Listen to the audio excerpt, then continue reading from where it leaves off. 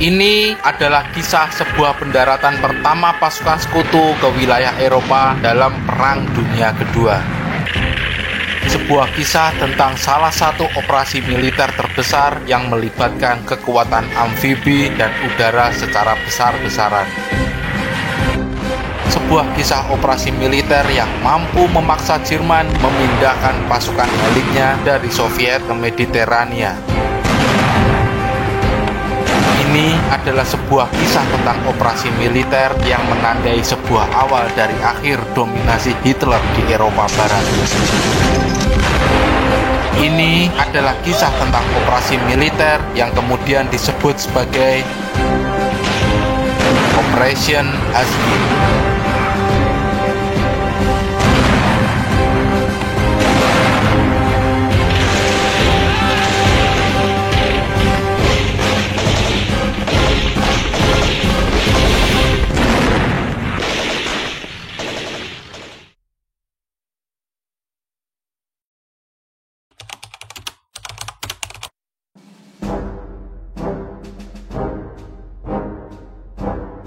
Pada tanggal 30 April 1943, pantai dekat Huelva, Spanyol, tepatnya di Teluk Cadiz, di barat daya Spanyol, seorang nelayan menemukan dan kemudian melaporkannya ke otoritas Spanyol.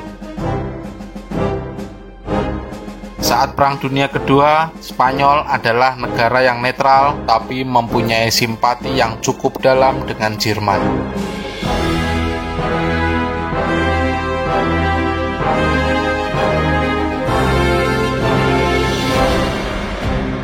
Membawa dokumen identitas yang menunjukkan bahwa dia adalah seorang Mayor William Martin dari Korps Marinir Kerajaan Inggris. Membawa koper yang diikatkan ke tubuhnya berisi dokumen-dokumen rahasia. Dokumen-dokumen tersebut menunjukkan bahwa sekutu berencana menyerang Yunani dan Sardinia. Dokumen dari koper tersebut akhirnya sampai ke tangan Jerman melalui jalur intelijen Spanyol yang bersimpati kepada Nazi.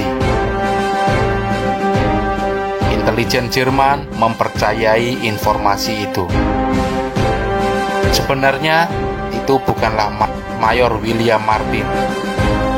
Itu adalah seorang tunawisma yang bernama Blinder Michael yang telah meninggal di Inggris. Semua identitas dan dokumen yang ada bersama dia tersebut adalah fiktif. Ini adalah bagian dari operasi intelijen yang disebut sebagai Operasi Mincemeat. Operasi Mincemeat adalah operasi penelitian intelijen yang dirancang oleh sekutu selama Perang Dunia Kedua untuk menyesatkan Jerman mengenai lokasi sebenarnya dari invasi mereka di Mediterania.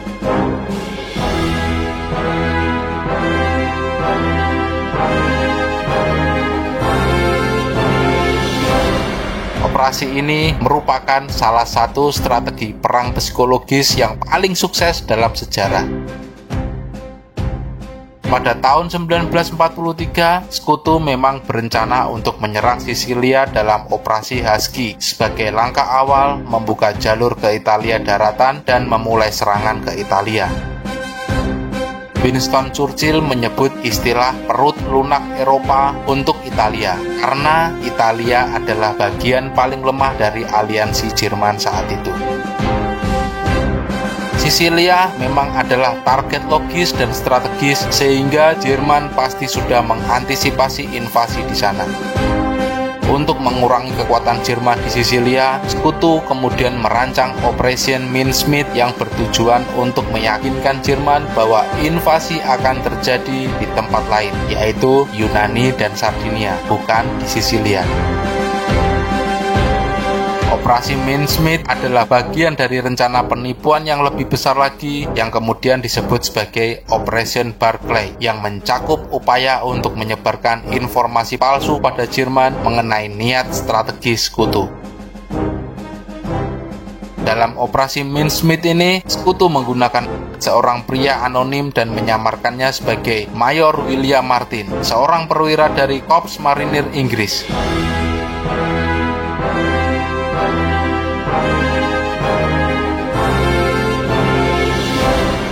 pada tubuhnya mereka menempatkan dokumen-dokumen palsu yang menunjukkan bahwa sekutu berencana menyerang Yunani dan Sardinia, bukan Sisilia.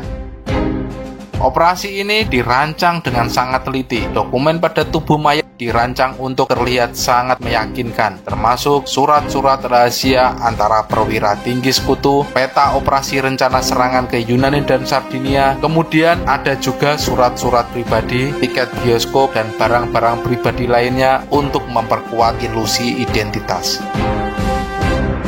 Mayat yang digunakan adalah mayat seorang tunawisma yang kemudian didandanin seperti seorang perwira Inggris. Tunawisma ini tewas karena keracunan fosfat yang tanda-tandanya menyerupai kematian akibat tenggelam. Mayat tunawisma inilah yang kemudian dipilih. Sekutu kemudian menciptakan latar belakang secara rinci untuk Mayor William Martin ini, termasuk dokumen pribadi, foto tunangan palsu, surat bank, dan tiket bioskop.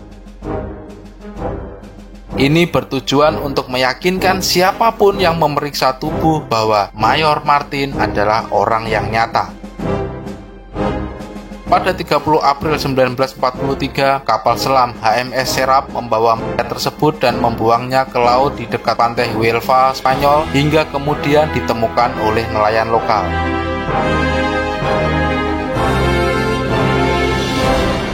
Spanyol saat itu memang negara yang netral, tapi sekutu tahu bahwa intelijen Jerman aktif di wilayah tersebut. Agen intelijen Jerman di Spanyol berhasil mendapatkan dokumen dan segera mengirimkan informasi tersebut ke markas besar Jerman. Hitler secara pribadi yakin bahwa dokumen tersebut asli. Berdasarkan dokumen palsu ini, Hitler kemudian memutuskan untuk mengalihkan pasukan mereka ke Yunani dan Sardinia. Sumber daya tambahan, termasuk divisi panser dan angkatan udara, juga dipindahkan dari Italia ke Yunani dan Sardinia. Operasi ini berhasil mengalihkan perhatian Jerman dari Sisilia, sehingga pertahanan di pulau itu menjadi lebih lemah dari yang seharusnya. Penipuan ini membuktikan betapa pentingnya perang psikologis yang mempengaruhi keputusan strategis musuh. Tapi sebenarnya Operation Mincemeat hanyalah bagian dari rencana penipuan yang jauh lebih besar yang kemudian disebut sebagai Operation Barclay.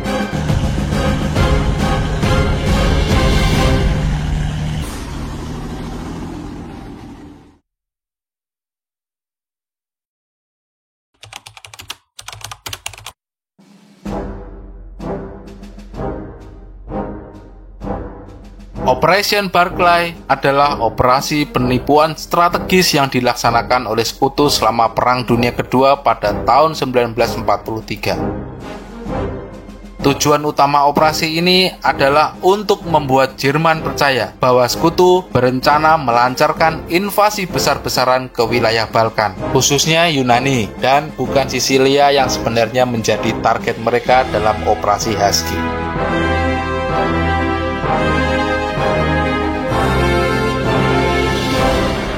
Operation Barclay adalah bagian dari upaya lebih luas untuk menyesatkan Jerman tentang rencana sekutu di Mediterania. Gampangnya, ini adalah versi skala besarnya dari Operation Mincemeat. Tujuannya masih sama, memastikan invasi ke Sisilia dalam operasi Husky dapat dilakukan dengan lebih sedikit perlawanan dari pasukan Jerman.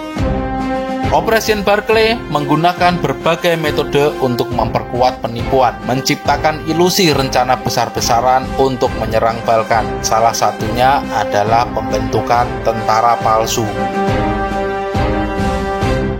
Sekutu sengaja menciptakan Army Group Fictitious, sebuah unit militer fiktif yang berbasis di Mesir. Unit ini dirancang untuk terlihat seperti sedang mempersiapkan invasi ke Yunani dan Balkan. Intelijen Jerman menerima laporan palsu tentang keberadaan tentara ini melalui mata-mata, pesan radio yang disadap, dan dokumen-dokumen palsu.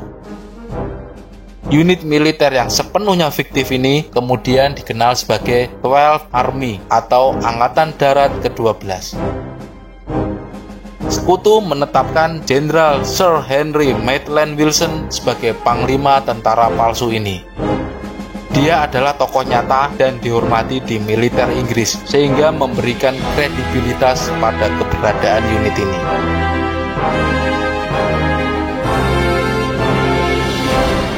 Unit-unit palsu seperti divisi infanteri, korps lapis baja, dan satuan pendukung logistik diciptakan di atas kertas.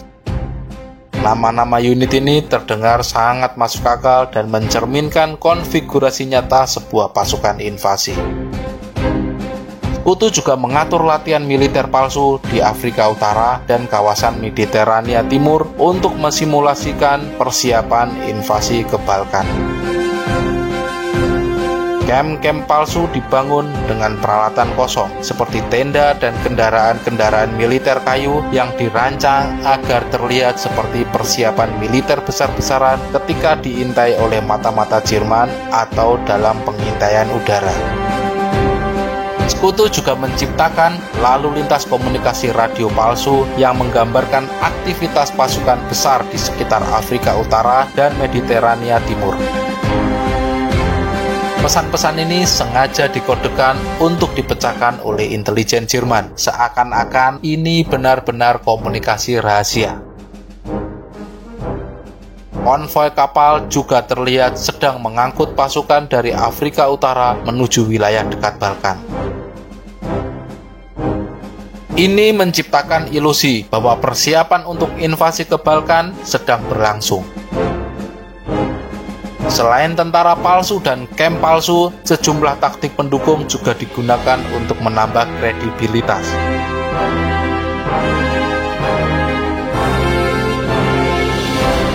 Dokumen palsu yang menunjukkan rencana invasi ke Yunani dan Sardinia sengaja disebarkan. Beberapa di antaranya disisipkan dalam komunikasi resmi Sekutu, seolah-olah bocor secara tidak sengaja. Agen-agen ganda Sekutu seperti Juan Pujol alias Garbo memberikan laporan palsu kepada Jerman tentang pergerakan dan keberadaan pasukan fiktif 12 Army ini. Media yang disusupi Sekutu menyebarkan rumor tentang konsentrasi pasukan Sekutu di Afrika Utara dan ancaman Sekutu terhadap Balkan. Jerman dan Italia percaya bahwa invasi utama Sekutu akan terjadi di Balkan, sehingga mereka kemudian memperkuat pertahanan di wilayah tersebut. Ini termasuk pemindahan pasukan Jerman ke Yunani dan Bulgaria, serta peningkatan garnisun di Pulau Kreta. Karena sumber daya dialihkan ke Balkan, pertahanan Sisilia tidak diperkuat secara signifikan. Hanya beberapa divisi Jerman yang ditempatkan di sana bersama sebagian besar pasukan Italia yang kurang terlatih. Hitler secara pribadi terpengaruh oleh informasi penipuan ini dan terus menganggap Balkan sebagai prioritas utama, bahkan setelah invasi Sisilia dimulai. Sebenarnya, kenapa Sisilia ini begitu penting bagi Sekutu? Sampai-sampai Sekutu rela membuat operasi intelijen untuk menciptakan ilusi besar ini ke Jerman dan Hitler.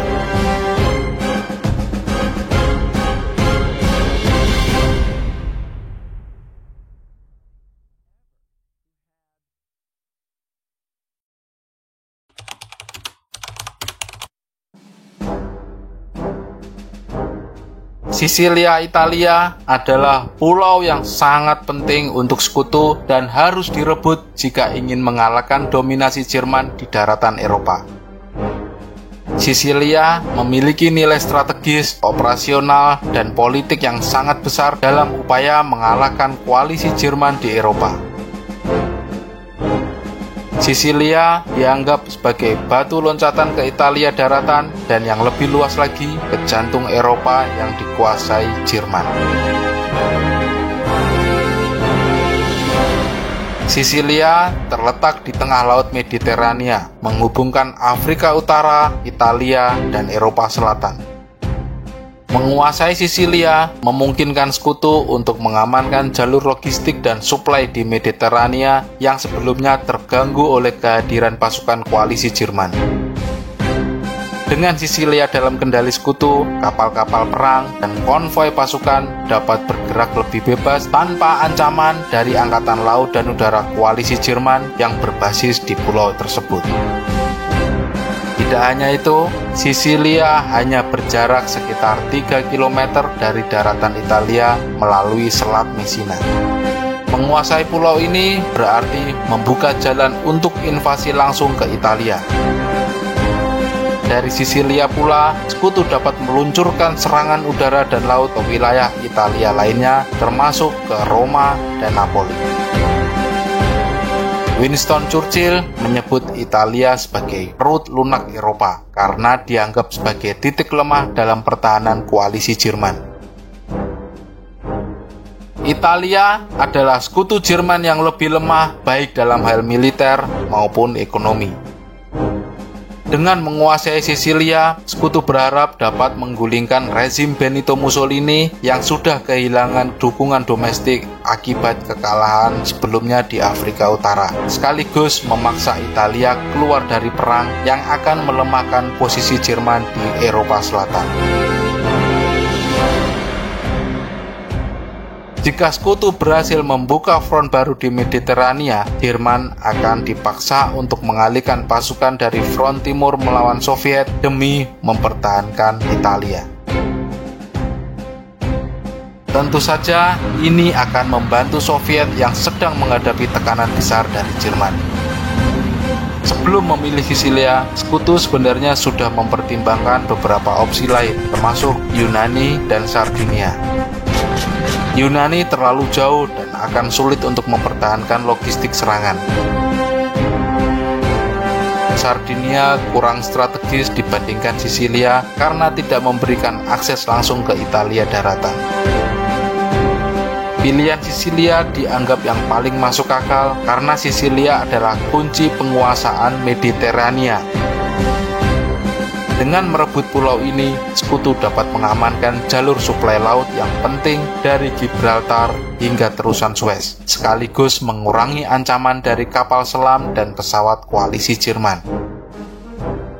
Pasukan sekutu sudah berada di Afrika Utara, sehingga Sisilia lebih mudah diakses dibandingkan opsi lainnya.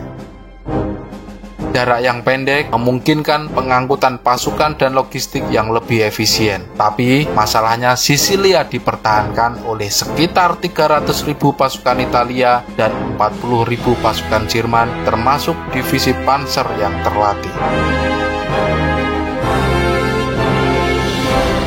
Pulau ini juga memiliki medan yang cukup sulit berupa pegunungan dan bukit yang menguntungkan pihak Jerman dan Italia. Jika sekutu memilih Sisilia untuk mendarat, maka perlu adanya usaha untuk memperlemah pasukan aliansi Jerman sebelum pendaratan. Operasi Mincemeat dan Operasi Barclay digunakan untuk tujuan tersebut, memperlemah pertahanan Sisilia. Jika sekutu mendarat di Yunani, aliansi Jerman dengan negara-negara Balkan seperti Bulgaria dan Rumania seketika akan runtuh karena komitmen mereka sudah mulai melemah. Invasi ini akan mempercepat perpecahan aliansi ini. Tapi masalahnya Yunani lebih jauh dari basis sekutu di Afrika Utara jika dibandingkan Sisilia atau Sardinia. Jarak ini akan memperpanjang jalur suplai sekutu, meningkatkan risiko operasi gagal. Tidak hanya itu, Balkan juga memiliki medan yang keras dengan pegunungan curam, lembah sempit, dan jalur suplai yang sulit. Invasi ke Yunani hanya akan menjadi operasi logistik yang sangat sulit. Kesulitan operasi logistik bertambah dengan infrastruktur yang cukup buruk, membuat transportasi pasukan, peralatan, dan suplai menjadi lebih sulit lagi. Di sini juga, Jerman memiliki militer yang cukup kuat, termasuk divisi gunung yang sangat cocok untuk medan tersebut.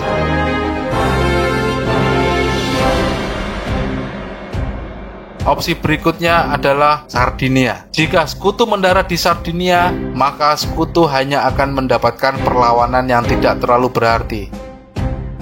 Sardinia hanya memiliki garnison Italia yang lebih kecil dan lebih lemah jika dibandingkan dengan pertahanan Sisilia atau Yunani. Sardinia juga sebenarnya lebih dekat ke Italia dan Perancis Selatan, memberikan sekutu pijakan yang cukup strategis. Tapi, masalahnya Sardinia tidak memiliki dampak strategis langsung terhadap aliansi Jerman jika dibandingkan dengan pilihan Sisilia atau Yunani. Penyerangan ke Sardinia tidak akan memberikan tekanan besar pada Jerman maupun Italia. Sardinia adalah pulau yang kurang signifikan dampaknya secara politik dan psikologis dibandingkan dengan Sisilia. Menyerang Sardinia tidak akan mengguncang moral Italia seperti serangan ke wilayah utama mereka. Medan Sardinia juga dinilai cukup menguntungkan bagi aliansi Jerman untuk mempertahankan diri, memungkinkan mereka terus memperkuat pertahanan dengan mudah. Penyerangan ke Sisilia adalah pilihan yang seimbang antara dampak strategis, tantangan operasional, dan kemungkinan keberhasilan. Opsi menyerang Yunani atau Sardinia memiliki kelebihan, tetapi tidak menawarkan keuntungan langsung seperti ke Sisilia.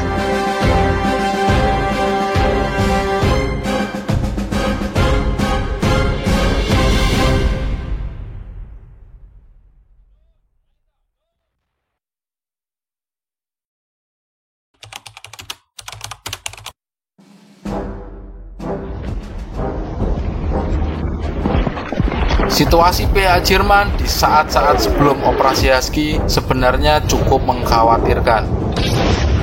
Di front timur, Jerman baru saja mengalami kekalahan besar di Stalingrad dengan ratusan ribu pasukan tewas, terluka, ataupun ditangkap.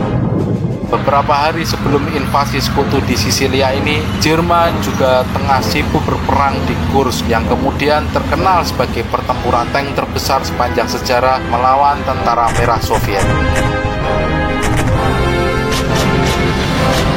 Pertempuran di Stalingrad dan pertempuran di Kursk ini menguras sumber daya Jerman secara signifikan, termasuk tank dan personel. Di Afrika Utara, pada Mei 1943, Sekutu berhasil mengalahkan pasukan koalisi Jerman dan Italia, memaksa pasukan aliansi Jerman ini menyerah di Tunisia. Lebih dari 250.000 tentara aliansi Jerman ditawan, termasuk sejumlah besar pasukan Jerman. Kehilangan ini meninggalkan Mediterania Barat terbuka bagi Sekutu untuk menyerang Eropa Selatan. Jerman mulai memperkirakan bahwa Sekutu akan segera menyerang di Mediterania, tetapi mereka tidak yakin apakah targetnya Sisilia, Sardinia, atau Yunani. Hitler kemudian memutuskan untuk memperkuat pertahanan di Italia dan Balkan, tetapi sumber daya yang tersedia sangat terbatas karena fokus utamanya masih tetap front timur. Memang, front timur adalah medan perang terbesar dan paling penting bagi Jerman. Di front timur, Jerman mengerahkan sekitar 60% hingga 80% dari total pasukan Wehrmacht Jerman pada puncak Perang Dunia Kedua. Front Barat dianggap mempunyai ancaman yang relatif lebih kecil oleh Jerman. Sebagian besar pasukan Sekutu di Afrika Utara dianggap tidak akan mampu menyerang Eropa daratan secara langsung. Jerman hanya memiliki sekitar 20% hingga 30% dari total pasukannya di front barat.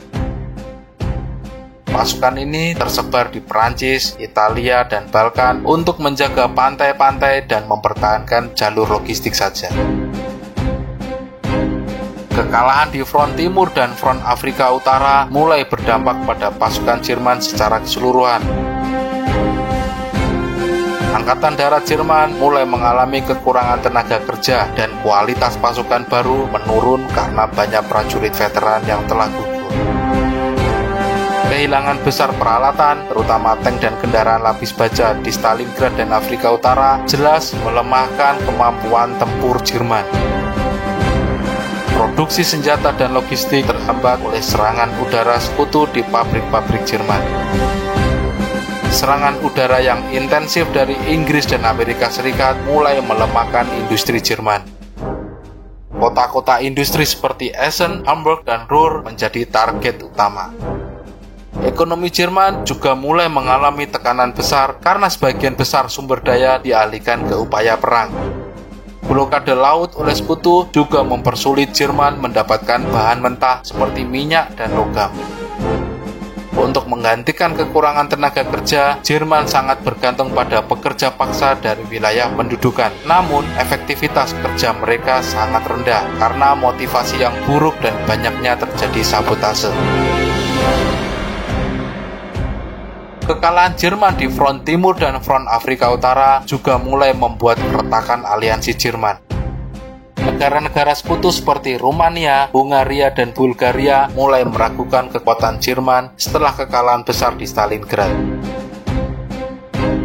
Bahkan, hubungan Italia dan Jerman terus memburuk sejak kekalahan aliansi ini di front Afrika Utara.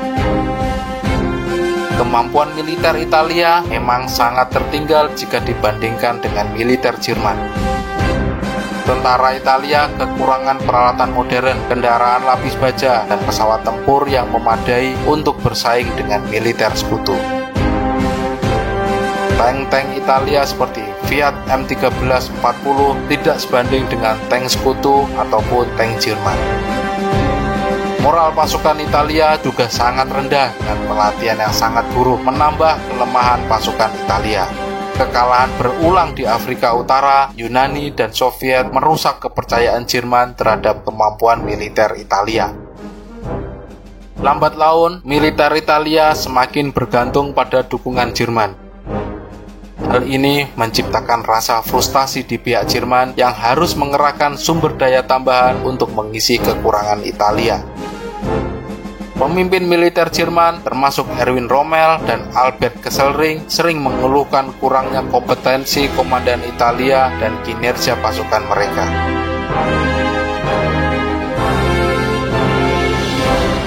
Jerman merasa Italia terlalu sering gagal memenuhi tanggung jawab mereka, seperti yang terjadi dalam kampanye Afrika Utara, di mana pasukan Italia seringkali mundur atau menyerah lebih awal untuk meninggalkan Jerman untuk menanggung beban utama.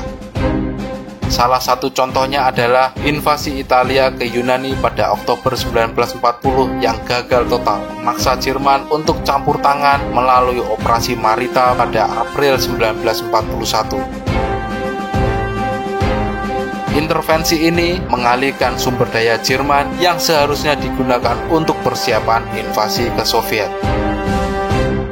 Italia memulai kampanye Afrika Utara pada tahun 1940, tetapi pasukannya kalah oleh Inggris. Jerman akhirnya harus mengirim Korps Afrika di bawah komando Rommel untuk menyelamatkan situasi. Kekalahan Italia di Afrika Utara, khususnya pada pertempuran El Alamein pada tahun 1942, semakin memperburuk hubungan kedua negara.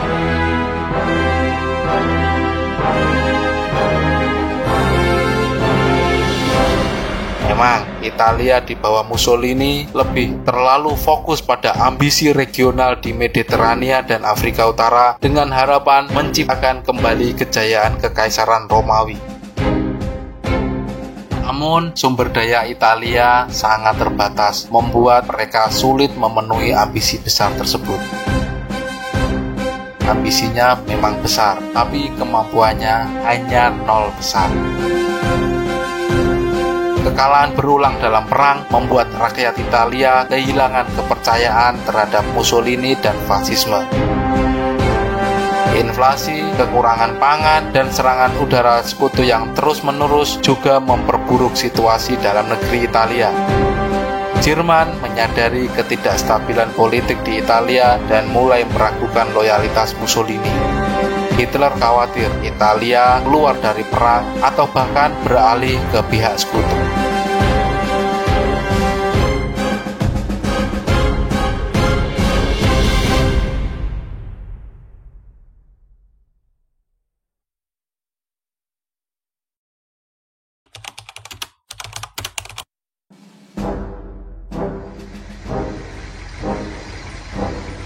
Sesaat sebelum operasi Husky diluncurkan, Jerman dan Soviet tengah baku hantam di Kursk.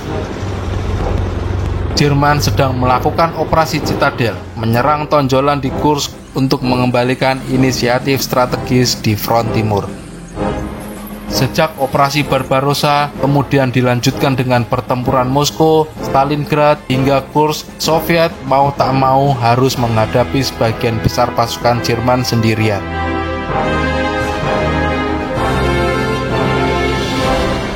Sekutu Barat hanya memberikan bantuan-bantuan kecil ke Soviet. Joseph Stalin meminta Sekutu Barat segera membuka front tambahan agar tekanan Jerman ke Soviet bisa berkurang.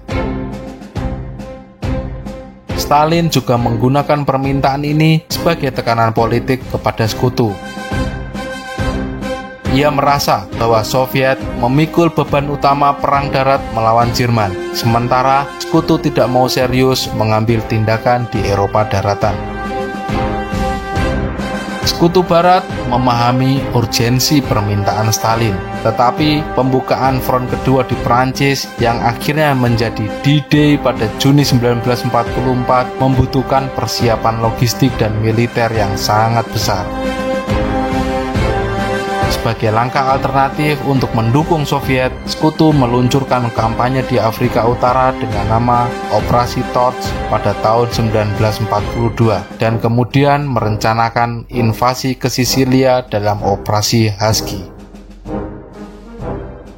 Di konferensi Casablanca pada Januari 1943, Sekutu memutuskan untuk menyerang Sisilia sebagai langkah awal untuk membuka front selatan melawan aliansi Jerman.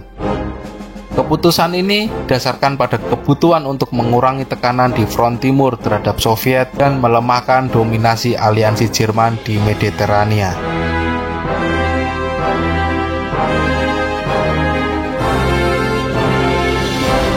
Sekutu kemudian melancarkan operasi penyesatan besar-besaran untuk meyakinkan Jerman bahwa serangan akan dilakukan di Yunani atau Sardinia.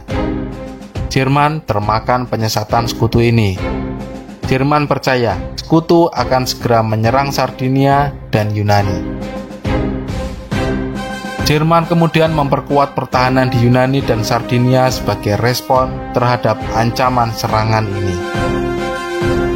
Di Yunani, Jerman mengirimkan sekitar 90.000 pasukan tambahan, termasuk divisi panser yang ke-1 yang merupakan salah satu unit terbaik mereka.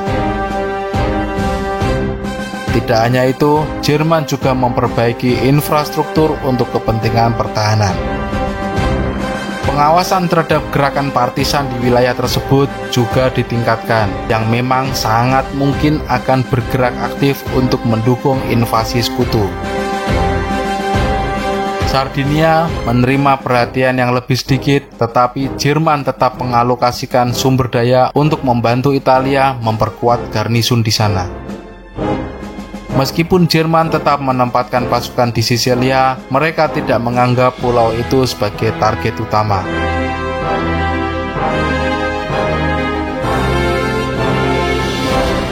Sisilia kemudian hanya dijaga sekitar 40.000 tentara Jerman, sebagian besar dari divisi Panzer Hermann Göring dan divisi Fallschirmjäger atau pasukan terjun payung. Sebagian besar tanggung jawab pertahanan Sisilia diserahkan kepada pasukan Italia yang kurang terlatih dan memiliki peralatan yang ketinggalan zaman. Hitler sangat mempercayai dokumen-dokumen yang ditemukan melalui operasi Mincemeat. Informasi ini sesuai dengan perkiraan strategis Jerman bahwa Sekutu akan menyerang Balkan. Balkan dianggap sebagai jalur vital bagi sumber daya Jerman, terutama minyak dari ladang Ploesti di Rumania. Yunani dan wilayah Balkan lainnya memang relatif lemah dalam pertahanan, sehingga lebih rentan terhadap invasi.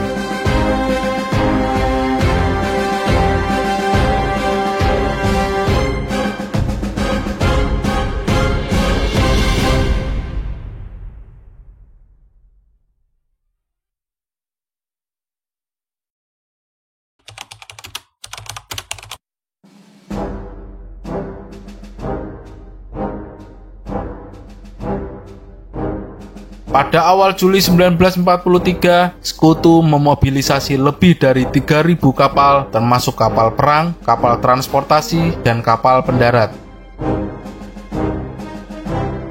Armada ini akan membawa sekitar 160.000 tentara, 14.000 kendaraan, dan 600 tank.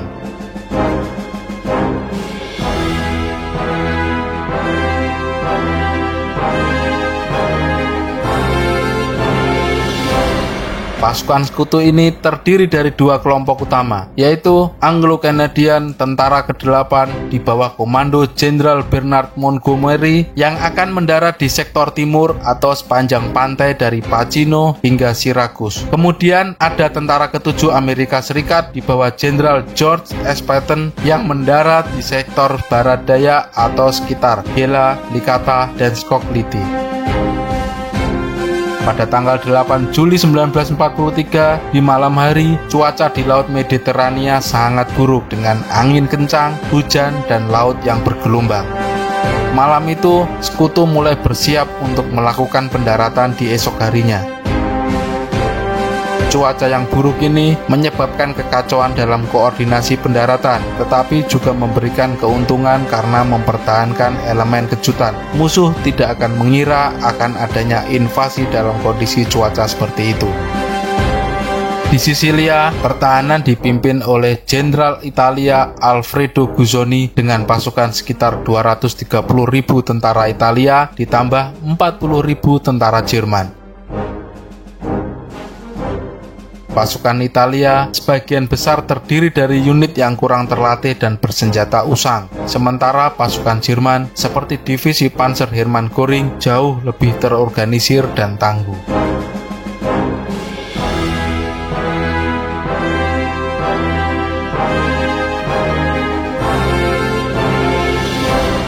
Pada tanggal 9 Juli, sebelum pendaratan, pesawat-pesawat Sekutu melancarkan serangan udara intensif terhadap target militer aliansi Jerman, seperti lapangan udara, infrastruktur komunikasi, dan konsentrasi pasukan. Tujuan pemboman ini adalah untuk melemahkan kemampuan aliansi Jerman merespon invasi dan memberikan dukungan kepada pasukan darat yang akan mendarat. Kemudian disusul oleh dua operasi lintas udara. Pasukan parasut Inggris dari Divisi Lintas Udara ke-1 diterjunkan di sekitar Syracuse. Karena cuaca buruk dan navigasi yang buruk, banyak pesawat mengangkut meleset dari target dan beberapa pasukan terjun ke laut. Pasukan parasut Amerika Serikat dari Divisi Lintas Udara ke-82 juga diterjunkan di belakang garis musuh. Serupa dengan pasukan Inggris, cuaca buruk menyebabkan banyak pasukan Amerika ini juga mendarat jauh dari lokasi yang direncanakan. Meski kacau, dua operasi lintas udara ini mampu mengalihkan perhatian musuh dan menimbulkan kebingungan di antara pasukan aliansi Jerman. Keesokan harinya, pada tanggal 10 Juli, pasukan Sekutu mulai mendarat di pantai-pantai Sisilia dalam jumlah yang sangat besar. Gelombang tinggi dan angin kencang menyebabkan banyak kapal pendarat melenceng dari rute yang direncanakan, membuat pasukan Sekutu terpecah-pecah. Meskipun demikian, elemen kejutan tetap terjaga dan kekuatan superior Sekutu memungkinkan mereka untuk mengamankan pijakan di pantai. Gabungan Tentara ke-8 Inggris dan Divisi Infanteri ke-1 Kanada di bawah komando Jenderal Bernard Montgomery berhasil mendarat di pantai timur Sisilia di sekitar Syracuse, Pacino, dan Avola. Pendaratan Inggris dan Kanada berlangsung relatif lancar karena perlawanan Italia di sektor ini minim. Perlawanan pasukan Italia sangat lemah dan kurang terkoordinasi. Banyak pasukan Italia menyerah tanpa perlawanan yang berarti, sementara yang lain mundur ke pedalaman Sisilia. Pasukan Inggris berhasil merebut pelabuhan Syracuse pada hari pertama, yang memberikan Sekutu pelabuhan strategis untuk mendukung logistik. Masih di hari yang sama, pasukan Amerika Serikat dari Tentara ke-7 di bawah komando Jenderal George S. Patton mendarat di pantai barat Sisilia di sekitar Gela, Licata, dan Scogliti. Dibandingkan pendaratan pasukan Inggris dan Kanada, pendaratan pasukan Amerika Serikat ini lebih sulit karena pasukan Jerman dan Italia memberikan perlawanan lebih keras, terutama di Gela. Pasukan Amerika Serikat menghadapi serangan balik dari divisi Panzer Hermann Göring yang mencoba menghancurkan posisi pendaratan dengan tank dan artileri. Meskipun efektif dalam fase awal, serangan balik Jerman gagal mengusir pasukan sekutu karena kekurangan dukungan artileri dan udara.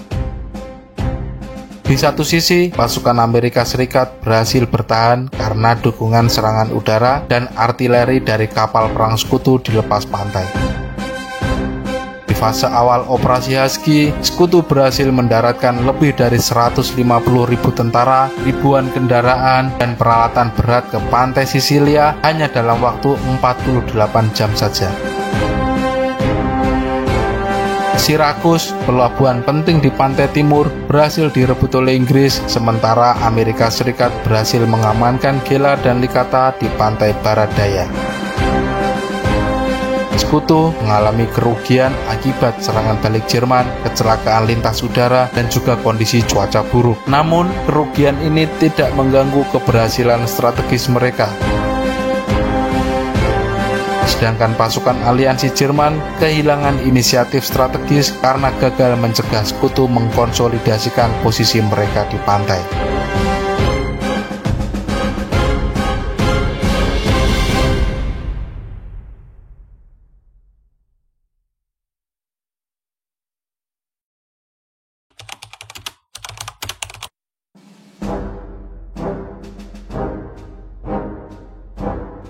Pada tanggal 11 Juli 1943, di hari kedua pendaratan, pasukan tentara ke-7 di bawah komando Jenderal George Patton harus menghadapi serangan balik pertama dari pasukan aliansi Jerman.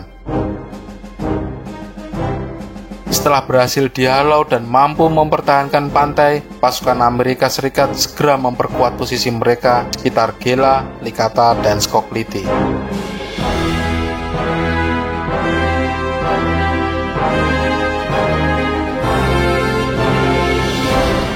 Pantai telah sepenuhnya aman, memungkinkan aliran pasokan dan bala bantuan melalui pelabuhan-pelabuhan kecil di wilayah tersebut. Tak lama setelah serangan yang pertama, divisi Panzer ke-15 yang merupakan bagian dari divisi Panzer Hermann Göring melakukan serangan lagi ke posisi pasukan Amerika Serikat. Serangan Jerman ini juga melibatkan tank dan artileri berat, mencoba menembus garis pertahanan Amerika untuk memutus jalur suplai.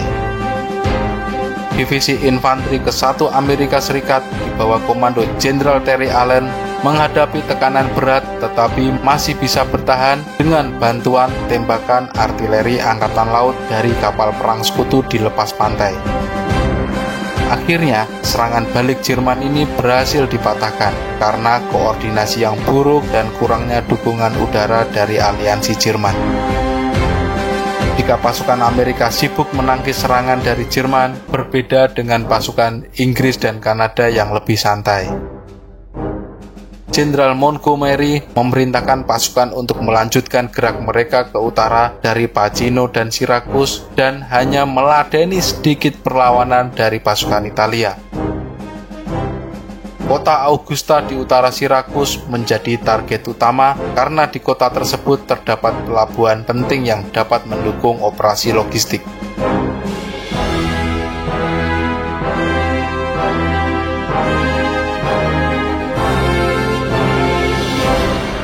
Keesokan harinya, pada tanggal 12 Juli, setelah memukul mundur serangan balik Jerman, pasukan Amerika Serikat mulai bergerak ke pedalaman untuk mengamankan wilayah barat Sisilia. Kota Niscemi dan Piazza Armerina menjadi target berikutnya dengan tujuan mendekati jalur komunikasi utama yang menghubungkan sektor timur dan barat Sisilia. Sedangkan gabungan Inggris dan Kanada berhasil merebut Augusta tanpa perlawanan berarti karena pasukan Italia di wilayah tersebut telah mundur. Fokus Montgomery adalah bergerak menuju kota strategis Catania yang dilindungi oleh posisi pertahanan alami di sekitar Sungai Simeto dan Gunung Etna. Pasukan Jerman kemudian mulai menyadari betapa pentingnya mempertahankan Catania dan membangun garis pertahanan yang kuat di sekitar wilayah tersebut. Divisi Panzer Hermann Göring mulai mundur ke utara untuk memperkuat garis pertahanan di depan Catania. Keesokannya lagi, pada tanggal 13 Juli, cuaca buruk dan medan perbukitan Sisilia memperlambat kemajuan pasukan sekutu. Jalan-jalan sempit dan kurangnya infrastruktur mempersulit pasokan dan tentu saja gerak maju pasukan mekanis. Pasukan Jerman dan Italia mulai memperkuat posisi mereka di titik-titik strategis, terutama di sekitar Catania dan barisan pegunungan di tengah Sisilia.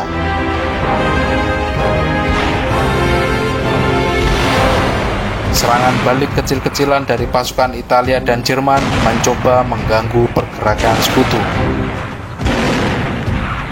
Pasukan Amerika Serikat berhasil merebut Ragusa dan kota Comiso yang memiliki lapangan udara penting.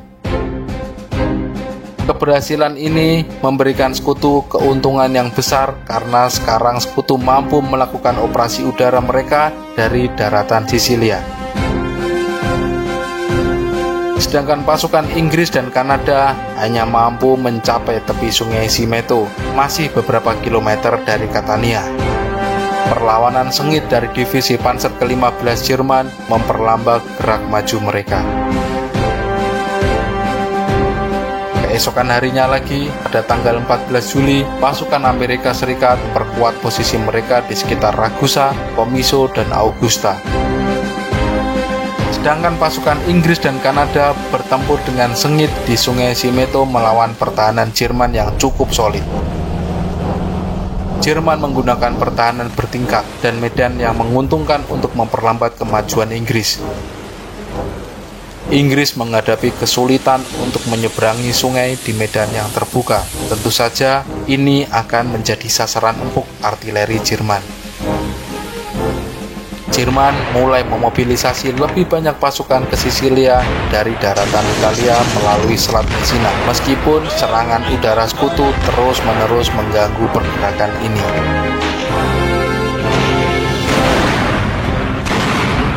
Pasukan Italia di bawah komando Guzzoni juga berusaha memobilisasi sisa-sisa pasukan mereka, tetapi moral pasukan Italia sangat rendah, mengurangi efektivitas mereka. Keesokan harinya lagi, pada tanggal 15 Juli, pasukan Amerika terus bergerak cepat di sektor barat Sisilia. Kota-kota kecil seperti Canicattì dan Campo Bello di Licata berhasil direbut tanpa perlawanan berarti karena pasukan Italia mundur atau menyerah. Tujuan utama Amerika adalah merebut kota strategis Agrigento di pantai barat daya. Sedangkan pasukan Inggris dan Kanada masih saja sibuk menembus pertahanan Jerman di Sungai Simeto. Divisi Panzer ke-15 Jerman bertahan mati-matian di posisi strategis untuk melindungi akses ke Catania. Medan berbukit dan pertahanan yang kuat sangat menyulitkan Inggris, tapi artileri sekutu mulai berhasil menghancurkan beberapa posisi pertahanan Jerman. Keesokan harinya lagi, pada tanggal 16 Juli, pasukan Amerika Serikat berhasil merebut Agrigento, sebuah kota pelabuhan penting di pantai barat daya. Dengan merebut kota ini, sekutu berhasil mengamankan jalur suplai di sektor barat dan memungkinkan pergerakan lebih lanjut menuju Palermo, ibu kota Sisilia.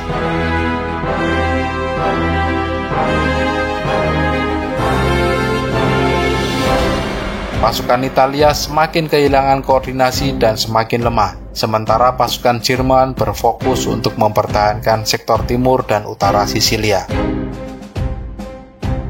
Pada tanggal 17 dan 18 Juli, pasukan Inggris dan Kanada masih saja macet di Catania. Gabungan pasukan ini kemudian melancarkan serangan besar untuk merebut Catania. Divisi Panzer Hermann Göring, termasuk divisi Panzer ke-15, mampu bertahan dengan gigih, memanfaatkan medan berbukit dan jalur-jalur sempit untuk menahan serangan sekutu. Serangan sekutu juga terhambat oleh ladang ranjau, barikade alami, dan tembakan artileri Jerman yang sangat efektif. Inggris berhasil menyeberangi sungai Simeto, tetapi kemajuan ke Catania sangatlah lambat. Berbeda dengan pasukan Inggris, pasukan Amerika sangat lancar pergerakannya. Pasukan Amerika melancarkan serangan cepat ke barat laut menuju Palermo. Serangan ini dirancang untuk mengeksploitasi lemahnya pertahanan Italia di sektor tersebut dan merebut ibu kota Sisilia secepat mungkin. Pasukan Amerika hanya menghadapi perlawanan minimal karena banyak pasukan Italia yang menyerah atau mundur tanpa perlawanan. Keesokan harinya lagi, pada tanggal 19 Juli, pasukan Amerika Serikat termasuk divisi infanteri ketiga dan ke-45 semakin mendekati Palermo, merebut kota-kota kecil di sepanjang jalan. Kecepatan serangan mereka membuat pasukan Italia tidak mampu memobilisasi pertahanan yang efektif di sektor barat laut. Sedangkan pasukan Inggris memusatkan upaya untuk menembus pertahanan Jerman di sekitar Piana Catania, tetapi hanya menghasilkan kebuntuan saja. Jerman terus memanfaatkan medan untuk mengulur waktu dan mempersiapkan evakuasi strategis jika diperlukan. Keesokan harinya lagi, pada tanggal 20 Juli, pasukan Amerika Serikat bawah komando Jenderal Patton berhasil merebut Palermo tanpa perlawanan yang berarti. Keberhasilan ini menjadikan Palermo sebagai basis logistik utama sekutu di Sisilia, mempercepat distribusi pasokan untuk operasi-operasi berikutnya. Kejatuhan Palermo menjadi pukulan moral besar bagi Italia dan mempercepat keruntuhan pemerintahan Benito Mussolini.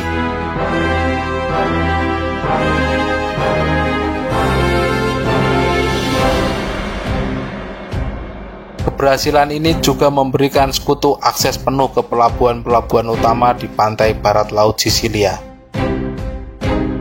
Pada tanggal 21 dan 22 Juli, di sektor timur Sisilia, pasukan Jerman mulai mundur secara bertahap ke garis pertahanan di sekitar Gunung Etna untuk mengulur waktu dan mempertahankan rute evakuasi melalui Selat Messina.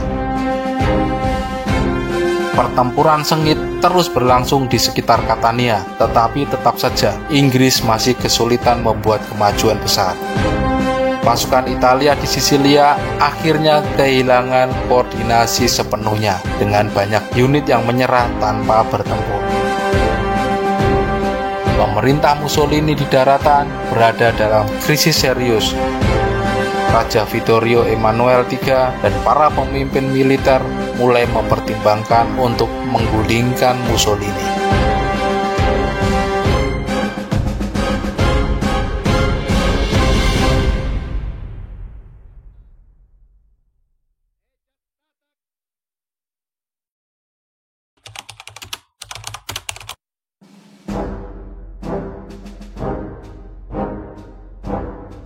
Setelah berhasil merebut Palermo pada tanggal 22 Juli, tentara ke-7 Amerika Serikat di bawah komando Jenderal Patton mulai membersihkan sisa-sisa pasukan Italia di Sisilia bagian barat laut.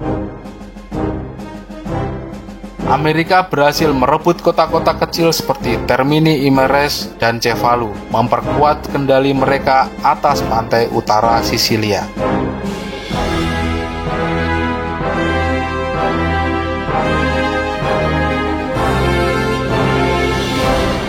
Jenderal Patton kemudian mengalihkan fokusnya ke timur untuk mendukung tentara ke-18 Inggris dan pasukan Kanada dalam menghadapi garis pertahanan Jerman di sekitar Gunung Etna. Pasukan Inggris di bawah Jenderal Bernard Montgomery terus melancarkan serangan ke arah Catania yang menjadi benteng utama pertahanan Jerman di Sisilia. Medan berbukit dan pertahanan kuat Jerman, termasuk ladang ranjau dan tembakan artileri, memperlambat kemajuan Inggris. Inggris mulai berhasil mendekati posisi Jerman di sekitar Piana Catania, tetapi masih belum mampu menembus garis pertahanan.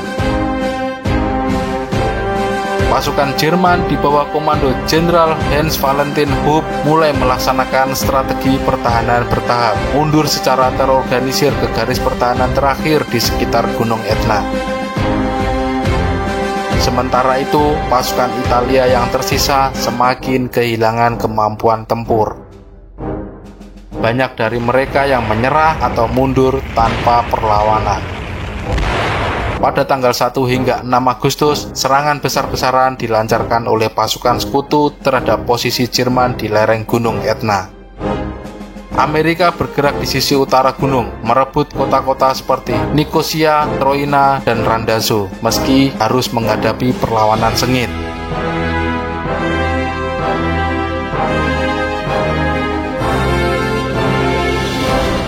Sementara Inggris terus menekan Catania dari selatan, tetapi hanya membuat kemajuan yang sangat sedikit karena pertahanan bertingkat Jerman. Troina menjadi salah satu lokasi pertempuran yang paling sengit selama Operasi Husky. Divisi Infanteri ke-1 Amerika menghadapi Divisi Panzer ke-15 Jerman dalam pertempuran berdarah untuk merebut kota tersebut. Setelah 6 hari pertempuran sengit, pasukan Jerman kemudian mundur ke posisi yang lebih aman di utara, memberikan kemenangan strategis bagi Amerika. Jerman mulai mempersiapkan evakuasi pasukan melalui Selat Messina ke daratan Italia. Pasukan Jerman terus memperlambat kemajuan sekutu dengan serangan balik kecil dan sabotase jalur suplai. Setelah Troina dan Randazzo jatuh, pertahanan Jerman mulai runtuh dan sekutu bergerak lebih cepat lagi ke arah timur laut. Pasukan Inggris akhirnya berhasil merebut Catania pada tanggal 5 Agustus, mengamankan pelabuhan strategis dan membuka jalan ke Messina. Pasukan Amerika bergerak sepanjang pantai utara, merebut kota-kota seperti San Fratello dan San Agata di Militello. Pasukan Jerman kemudian mulai melakukan evakuasi pasukan besar-besaran.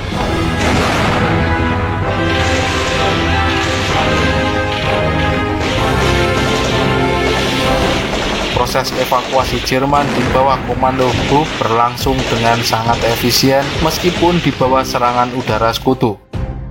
Lebih dari 40.000 tentara Jerman bersama dengan ribuan kendaraan dan perlengkapan militer berhasil melintasi Selat Messina ke daratan Italia. Evakuasi ini dilakukan dengan bantuan artileri berat yang melindungi Selat Messina. Pada tanggal 12 hingga 17 Agustus, tentara ke-7 Amerika Serikat di bawah komando Jenderal Patton bergerak cepat di sepanjang pantai utara untuk mendekati Messina. Sementara tentara ke-8 Inggris di bawah komando Jenderal Montgomery melancarkan serangan terakhir dari selatan. Disinilah mulai muncul rivalitas kedua jenderal sekutu tersebut antara Jenderal Patton dan Jenderal Montgomery. Kedua pasukan sekutu ini berlomba untuk mencapai Messina terlebih dahulu. Tentara ke-7 Amerika di bawah Jenderal Patton akhirnya berhasil masuk Messina terlebih dahulu pada pagi hari tanggal 17 Agustus 1943. Messina direbut oleh pasukan Amerika tanpa perlawanan besar karena pasukan Jerman terakhir telah dievakuasi. Dengan direbutnya Messina menandai berakhirnya Operasi Husky dan kemenangan sekutu dalam menguasai seluruh pulau Sisilia.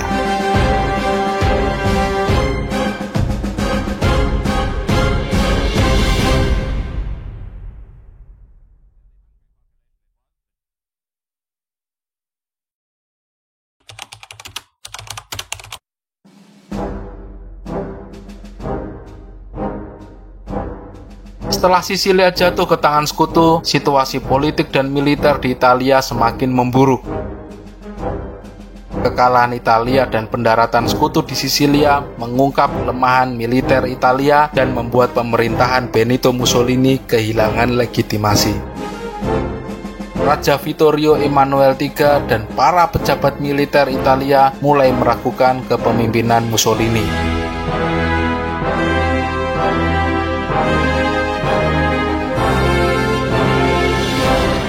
Mereka khawatir tentang keberlanjutan perang dan dampaknya terhadap rakyat Italia. Inflasi, kelangkaan pangan, dan serangan udara sekutu di daratan Italia menciptakan keresahan besar di kalangan rakyat. Pada tanggal 24 Juli, Mussolini menghadiri rapat Dewan Agung Fasis di Roma. Anggota dewan dipimpin oleh Dino Grandi menuntut Mussolini mengembalikan kekuasaan militer kepada Raja Vittorio Emanuele III.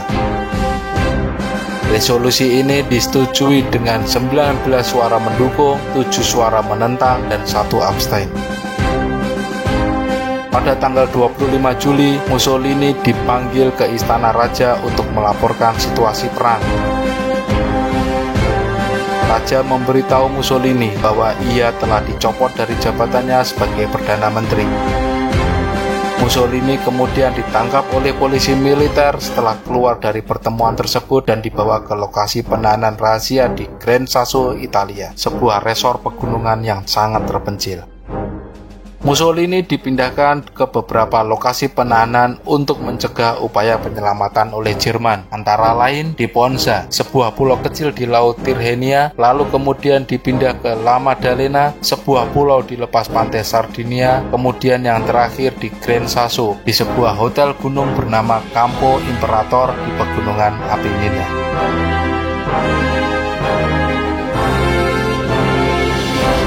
Dengan ditahannya Mussolini, ini menjadi berakhirnya era rezim fasis di Italia.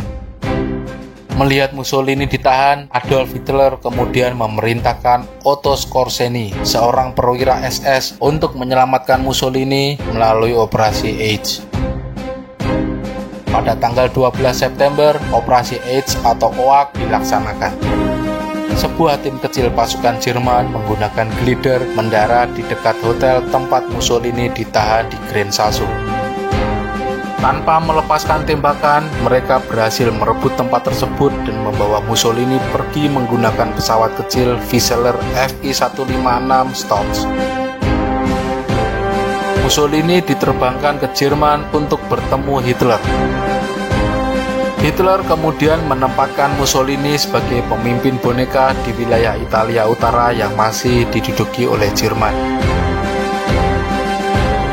Pada tanggal 23 September, Mussolini mendirikan Republik Sosial Italia atau RSI yang berpusat di Salo, dekat Danau Garda. Republik ini kemudian menjadi rezim kolaborator Jerman, tetapi kekuasaannya terbatas karena keputusan strategis tetap berada di tangan Jerman.